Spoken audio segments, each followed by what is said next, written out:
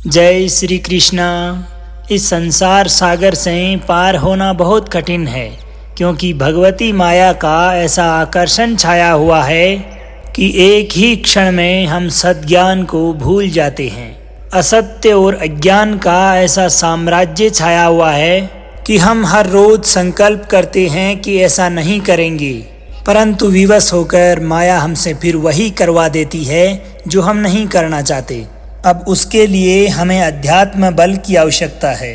अध्यात्म बल बड़े कृपा पात्र हृदयों में उत्पन्न होता है। कृपा हमारे ऊपर है और पात्र हमें बनना है। अगर कृपा नहीं होती तो मनुष्य देह नहीं मिलती, साधु संगत नहीं मिलते और आध्यात्म ज्ञान सुनने का विचार तक नहीं आता। अगर ये सब हमें मिला है, इसका मतलब प्रभु की कृपा तो है। अब हमें कृपा पात्र बनना है, तभी वो प्रेम रूपी अमृत रस हमारे हृदय तक पहुँचेगा। कृपा पात्र बनने के लिए अपने आराध्य परमात्मा परमेश्वर के चिंतन को महत्व देना है। एक सच्चे उपासक के मन में कभी ये प्रश्न नहीं आना चाहिए कि हमें एक हफ्ता, एक महीना, एक वर्ष हो गया चिंतन करते हुए, उपासना करते हुए, प्रभु का जाप करते हुए, परंतु हमारे जीवन में कोई परिवर्तन तो नहीं दिखाई पड़ता। एक महीना अगर हम नाम जप कर रहे हैं या एक वर्ष तक नाम जप कर रहे हैं तो ये हमारा सच्चिंतन है, और सच्चिंतन कभी व्यर्थ नहीं होता। तुम्हारा नियमित नाम जप करना तुम्हें पता नहीं है कि तुम्हारे कितने अशुभ कार्यों, गलत कार्यों का नाश कर चुका है। यदि आप वास्तविक रूप में आध्यात्म भाव से प्रभु का नाम जप कर रहे हैं। संचित कर्मों को पहले भस्म करता है नाम। इसीलिए नवीन उपासक को यह अनुभव नहीं होता कि नाम का फल क्या है, क्या आनंद है और क्या दुख मिटता है। इसलिए प्रार्थना है कि कहीं आप अपनी अज्ञानता के चलते नाम का जप करना ना छोड़ दें कि जब से हमने नाम जप शुरू किया हमें कोई फल नहीं मिल रहा, हमें सफलता नहीं मिल रही, हमें नौकरी नहीं मिल रही, हमारा काम नहीं बन रहा, हमारे दुख नहीं मिट रहे और जीवन में दुख और अधिक बढ़ रहे हैं।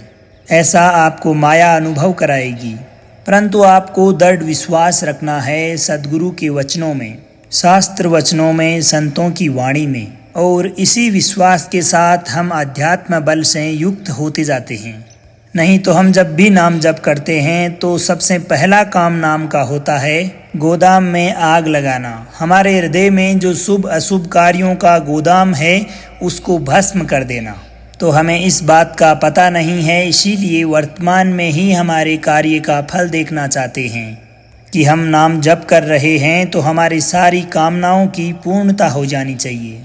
नहीं तो हमारे नाम जप करने का क्या फ़ायदा हुआ, इंसान यही सोचता है, परंतु ऐसा नहीं है। नाम का जप करना सर्वप्रथम आपके हृदय में संचित अशुभ कार्यों का नाश करेगा, और इसके पश्चात शुभ कर्म जो आपको फंसाने वाले होते हैं उनका भी नाश करता है।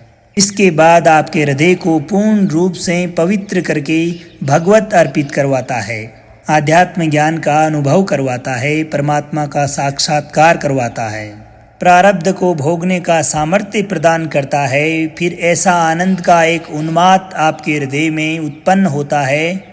आनंद की एक ऐसी उत्तम अवस्था होती है जिसको किसी के द्वारा भी वाणी के द्वारा वर्णित नहीं किया जा सकता। वो केवल एहसास है। उत्साहपूर्वक नाम का जप, कीर्तन और चिंतन करें, परिणाम बहुत मंगलमय होगा। थोड़ा धीरज रखें, पेशेंस रखें, अपने आराध्य पर विश्वास रखें। एक एक नाम का जप आपको ऊपर उठा रहा है, यह आपको समझ नहीं आएगा जब आपके हृदय से अशुभ कार्य, पाप नष्ट हो जाएगा और हृदय निर्मल हो जाएगा, तब समझ आएगा। मेरा मन श्री राधा रानी की कृपा से इस कार्य में आविष्ट हो गया है, तो अब मेरे लिए वृंदावन से उत्तम कोई नहीं, क्योंकि वृंदावन ने मुझे श्री राधा रानी प्रदान किया है, प्रियाजू के चरणों का प्रेम प्रदान किया है, राधा नाम प्रदान किया है। अब अन्य किसी की कोई मर्यादा नहीं, क्योंकि प्रेम की अपनी मर्यादा होती है।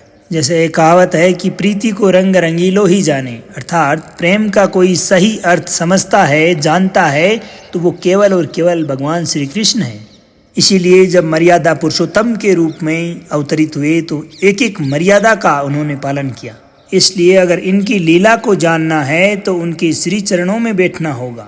आपको उनकी भक्ति, उनके प्रति समर्पण भाव ही आपको उनकी लीला का सही अनुभव करा सकता है। जैसा कि उनका नाम है बांके बिहारी, तो इन बांके की बाकी लीला को जिसका कहीं कुछ बाकी नहीं रह गया हो वही समझ सकता है। और यदि आप में अभी भी कोई लालसा, कोई इच्छा अभी बाकी है, तो फिर आप बांके की लीला को नहीं समझ सकते।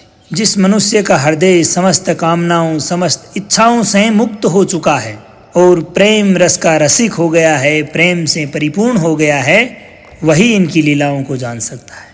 ये इसलिए कहा क्योंकि अब मेरा मन भगवान श्री कृष्ण और राधा रानी के प्रेम में प्रवेश कर चुका है और ये प्रेम पंचम पुरुषार्थ है।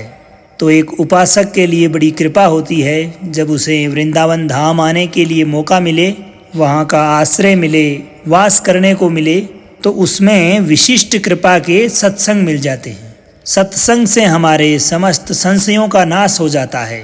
जिस किसी पर जो भी डाउट होता है वो सब नाश हो जाता है और हृदय दृढ़ हो जाता है कि अब मैं मुक्त होना चाहता हूँ।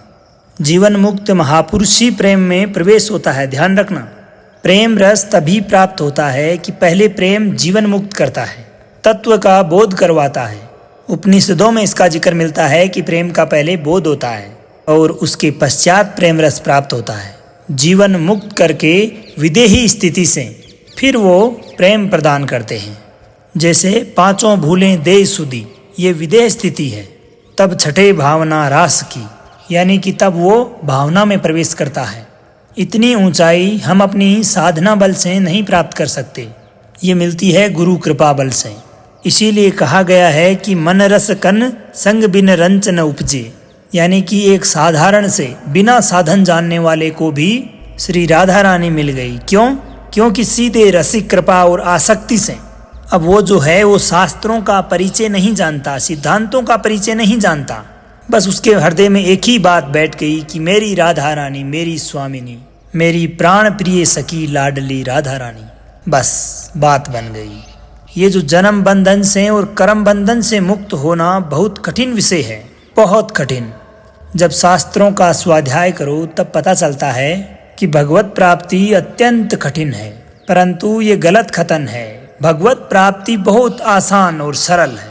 सरल संसार का राग छोड़ पाना बड़ा कठिन कार्य है। इसीलिए वो परिणाम को भी कठिन बोल देते हैं। परिणाम को कठिन बोलने से नुकसान हो जाएगा, हमारे मन में डर बैठ जाएगा कि हम कभी भगवत प्राप्ति नहीं कर पाएंगे। इसलिए हमें सर्वप्रथम तो उत्साह रखना है, अपने आत्मविश्वास को बढ़ाना है, दृढ़ करना है कि हम भगवत प्राप्ति कर सकते हैं।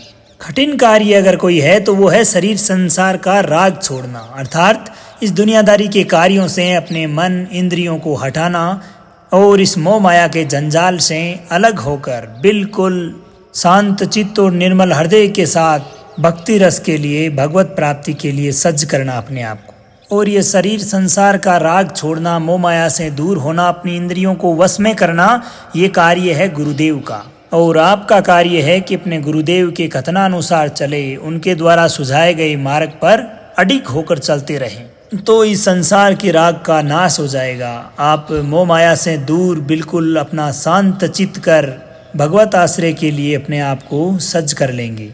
एक शब्द होता है परमार्थ, जिसका अर्थ है कि दूसरों के अर्थ के लिए जीना, अपने लिए नहीं बल्कि परम अर्थ के लिए, दूसरों के लिए, समाज की भलाई के लिए, लोगों की भलाई के लिए अपने आप को समर्पित कर देना। अब उपासक चाहे गृहस्थ हो अथवा विरक्त, यदि वह इस मार्ग में उन्नति प्राप्त करना चाहता है तो किसी के स्वभाव या कर्म की ना तो प्रशंसा करें और ना ही बुराई। क्यों? अब वो जो गलत कर रहा है तो उसकी निंदा क्यों ना करें? ऐसे में तुम उसकी द्वारा की जाने वाली क्रिया को तो देख रहे हो पर उसकी शक्ति को नहीं देख रहे। शक्ति गोविंद है, उसमें सामर्थ्य गोविंद है। कोई भी उपासक होता है वो उपास्य देव को देखता है, किसी की क्रियाओं को नहीं। बोले कि बहुत गंदा आदमी है, इससे भगवान कैसे मान सकते हैं? तो गंदा आदमी नहीं होता, उसकी क्रियाएं होती है। हम उसकी क्रियाओं को देख रहे हैं, उसी के चलते उसे गंदा बताते हैं। परंतु परम कारक तत्व जो उसके निर्मल हृदय में विराजमान है, वह निर्विकार, चेतन, अमल, सहज सुख राशि परमात्मा है। उसको क्यों नहीं देखा? तुम क्रिया देखने वाले संसारी नहीं हो, तुम तत्व का दर्शन करने वाले भगवत भक्त हो, उपासक हो, जिज्ञासु हो। जैसे हमें कई बार अपनी ही छाया को देखकर भ्रम हो जाता है कि न जाने कोई है क्या। कई बार शाम का समय ऊपर नीचे हो जाता है, अंधेरा हो जाता है और रात के समय हम कहीं से विचरण कर रहे होते हैं। अचानक कोई अनजान ठुंड को देखकर हमें ऐसे डर सा लगता है कि न जाने क्या कोई भूत प्रेत है क्या। कहीं रास्ते में गिरे हुए काले कपड़े, रस्सी अथवा टायर के टुकड़े को देखकर लगता है कि ओ सर्प है क्या। परंतु वास्तविकता में वहाँ होता कुछ नहीं है। वो एक पुराना ठुंड है, कटी हुई रस्सी का टुकड़ा है, पुराना टायर पड़ा है या आप ही की छाया है। ठीक उसी प्रकार इस पूरे संसार में आपके सिवा कुछ नहीं है। सत्य बात है ये, लेकिन अब आपको भ्रम होगा कि ऐसा कैसे हो सकता है। जिस प्रकार आपको रात्रि में कोई स्वप्न आता है तो उसमें आपके मन के सिवा कोई नहीं होता। अब उस स्वप्न में मित्र भी थे, शत्रु भी थे, भोग विलास, गलत सही सब कुछ था। परंतु कब तक? जब तक हम वो स्वप्न देख रहे थे। ये सब कुछ तो तभी गलत साबित हुआ ना जब हम जगे। आंखें खुलने के बाद में ही तो पता चला कि सब कुछ गलत था। जब तक हम स्वप्न में थे, हमारा मन स्वप्न में लगा हुआ था, तब तक तो सभी सत्य ही था अथवा सत्य प्रतीत हो रहा था। इसी प्रकार अभी आप अज्ञान से युक्त होने के कारण आपको ये नाना प्रकार के जो कार्य हैं ये सत्य लग रहे हैं। स्त्री पुरुष, अच्छा बुरा, ऊंच नीच, अधम उत्तम, मेरा तुम्हारा, यही सब आपको लगता है। परंतु क्या वास्तव में यही सत्य है? हमारे जीवन का अंतिम सत्य यही है? नहीं, हमारे लिए सत्य है उस परम पिता परमेश्वर को प्राप्त करना, उसके लिए अपने हृदय को निर्मल कर भगवत आश्रय में लगा देना, सदैव उसका स्मरण करते रहना। बस यही सत्य है और इसी से हमारा कल्याण हो सकता है। तो दोस्तों, ये थे कुछ अनमोल वचन जो हमारे जीवन से जुड़े हुए हैं, हमारे जीवन में काम आने वाले हैं। उम्मीद है आपको बहुत पसंद आए होंगे। तो अब आज्ञा दीजिए आपके मित्र सांवर चौधरी को। मिलते हैं ऐसे ही किसी अन्य ज्ञानवर्धक वीडियो के साथ। तब तक के लिए खुश रहिए, मुस्कुराते रहिए, अपने जीवन में आगे बढ़ते रहिए और प्रेम से बोलिए श्री राधे राधे।